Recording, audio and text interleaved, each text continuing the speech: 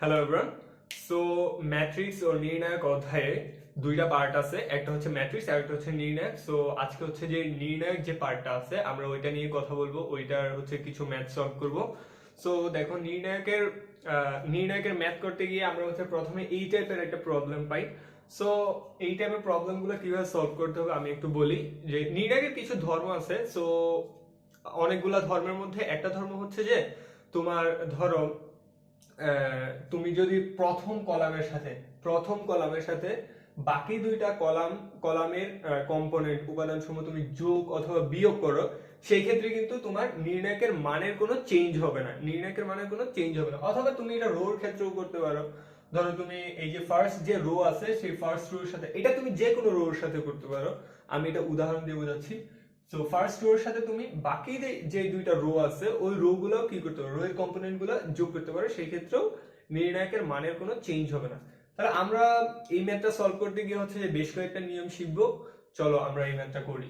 So প্রথমে আমরা করব কি, এই ম্যাথটা সলভ করার ক্ষেত্রে এই যে ফার্স্ট কলামের সাথে আমরা কি করব, সেকেন্ড কলাম এবং থার্ড কলাম যোগ করব। সেকেন্ড কলাম থার্ড কলাম যোগ করে ফার্স্ট কলাম থেকে বিয়োগ দিব। দেখো আমাদের ফার্স্ট কলামে আছে কি x প্লাস y। ওকে, সো এবার আমরা কি করব, এই সেকেন্ড কলাম এবং থার্ড কলাম যোগ করব, যোগ করে ফার্স্ট কলাম থেকে বিয়োগ দিব সেকেন্ড কলাম এবং থার্ড কলাম যোগ করে x প্লাস y। বুঝতে পারছো? এবার দেখো দ্বিতীয় রোতেও সেম কাজ করব। x মাইনাস হচ্ছে কি এই দুইটা যোগ করব, যোগ করলে কি হয় বলতো, x প্লাস 2z হয়।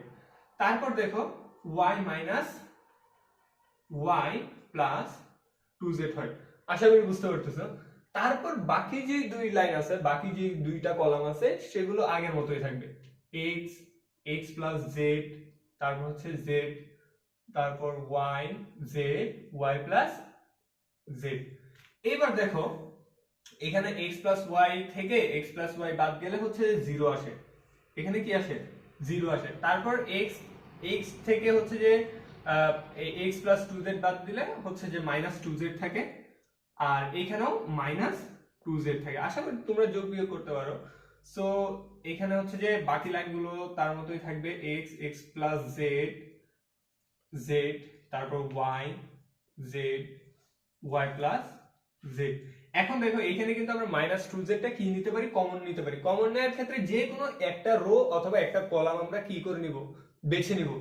ধরো এখানে মাইনাস 2z কমন নিতে পারতেছি, এখানে মাইনাস 2z কমন নিতে পারতেছি, তাহলে এই কলাম থেকে একটা মাইনাস 2z কমন নিতে হবে, এই কলাম থেকে আরেকটা মাইনাস 2z কমন নিতে হবে। এইভাবে কিন্তু এটা নির্ণায়কের ক্ষেত্রে শুধুমাত্র একটা রো এবং একটা কলামের ক্ষেত্রে প্রযোজ্য। সো আমরা যদি মাইনাস 2z যদি কমন নিয়ে নেই তাহলে কি হয় বলতো, এখানে 0 1 1, তারপর হচ্ছে কি x প্লাস z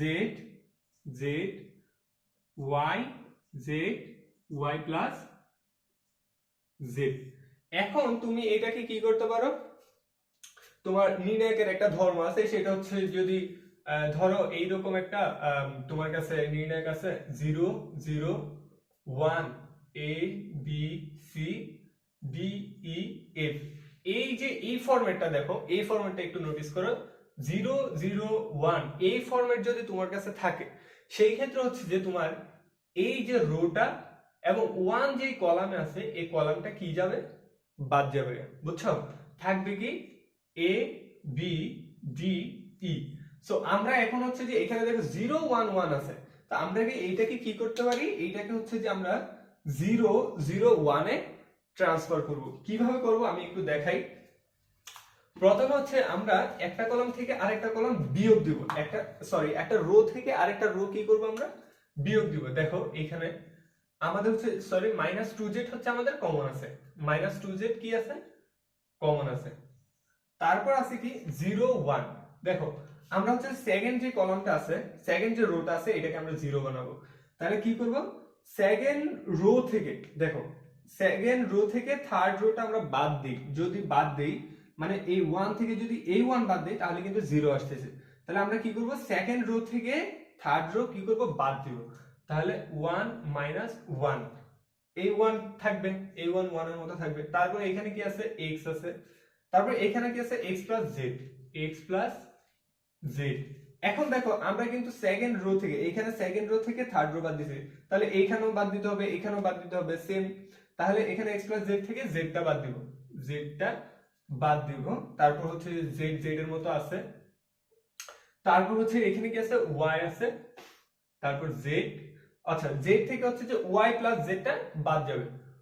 y যদি বাদ দেই তাহলে মাইনাস y মাইনাস জেড আসে, মাইনাস y মাইনাস জেড আসে।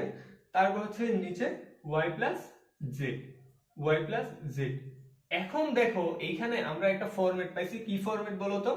ফরম্যাটটা হচ্ছে যে তুমি যদি একটু লক্ষ্য করো, এটা কিন্তু জিরো, এটা কি জিরো। তাহলে এই 0 0 1 কি আসছে, 0 0 1। যদি এই ফরম্যাট আসে কি বলছি, যে 0 0 1 এইভাবে বাদ যাবে, তারপর 1 যে রো অথবা কলাম আছে সেটা বাদ যাবে, মানে এটা বাদ যাবে। তাহলে থাকবে কি, এই যে বাকি যে চারটা কম্পোনেন্ট আছে, এই চারটা কম্পোনেন্ট। তাহলে এখানে বাকি কি কি আছে, x আছে, y আছে, x প্লাস z থেকে z গেলে থাকে x।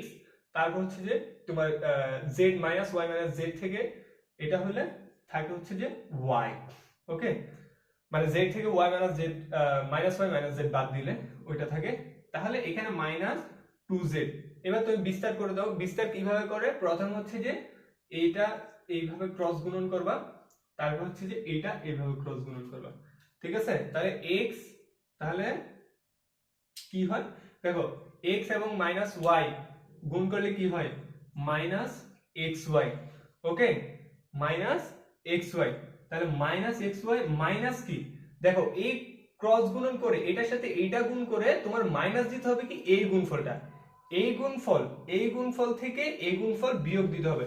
তাহলে মাইনাস xy থেকে মাইনাস যাবে কি বলতো, মাইনাস কি যাবে, মাইনাস যাবে এই x এবং y, এই x এবং y।